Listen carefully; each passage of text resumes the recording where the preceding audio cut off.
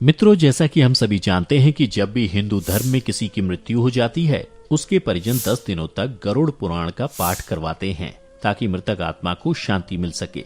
परंतु क्या आप जानते हैं कि मृतक के परिजन जो गरुड़ पुराण पाठ का श्रवण करते हैं अर्थात सुनते हैं, उनके साथ क्या होता है? अगर नहीं जानते तो हमारे साथ इस वीडियो के अंत तक बने रहिए, क्योंकि आज इस वीडियो में हम आपको यही बताएंगे कि आखिर जीवित मनुष्य जो गरुड़ पुराण सुनता है उसके साथ क्या होता है।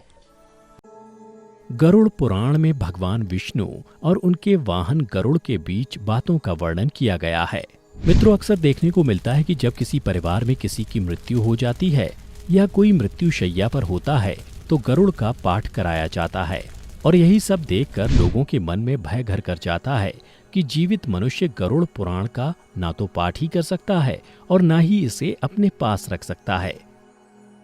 परंतु मित्रों, सच यह नहीं है, क्योंकि गरुड़ पुराण के शुरुआत में ही इसके पाठ करने से संबंधित महात्म्य के बारे में बताया गया है, जिसके अनुसार यदि कोई जीवित मनुष्य अपने जीवन में इस पवित्र पुराण का पाठ करता है तो विद्या, यश, सौंदर्य, लक्ष्मी, विजय और आरोग्य आदि के विषय में ज्ञान की प्राप्ति होती है।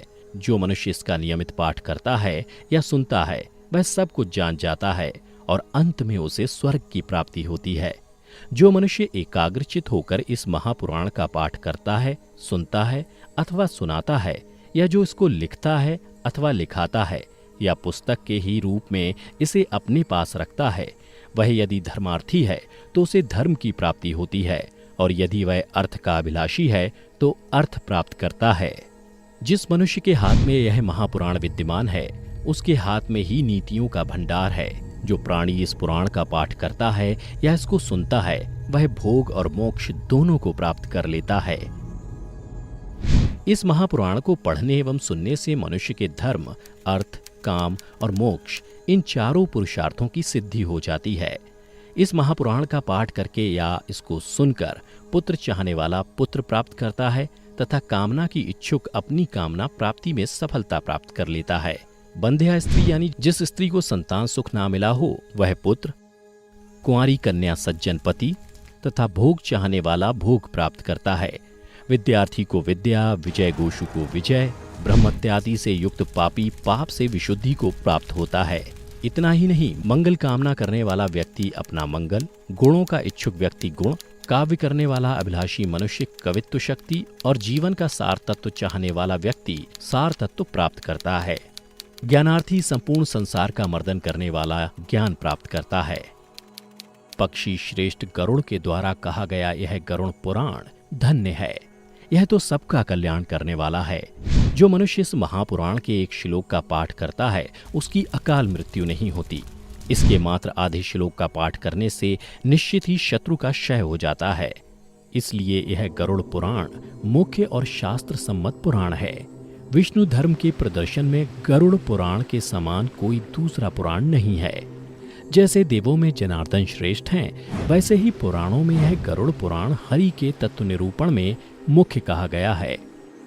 इस गरुड़ पुराण में हरि ही प्रतिपाद्य हैं, इसलिए हरि ही नमस्कार करने योग्य हैं, हरि ही शरण्य हैं और वे हरि ही सब प्रकार से सेवा करने योग्य हैं। यह गरुड़ पुराण बड़ा ही पवित्र और पुण्यदायक है।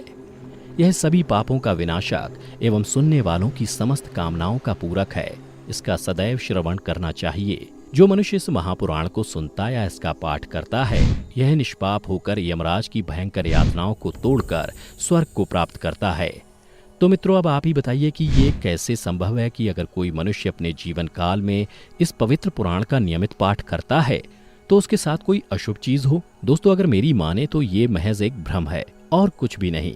इसलिए बिना किसी भय के अगर संभव हो तो इस पवित्र पुराण का नियमित पाठ करें और अपने जीवन को खुशहाल बनाएं।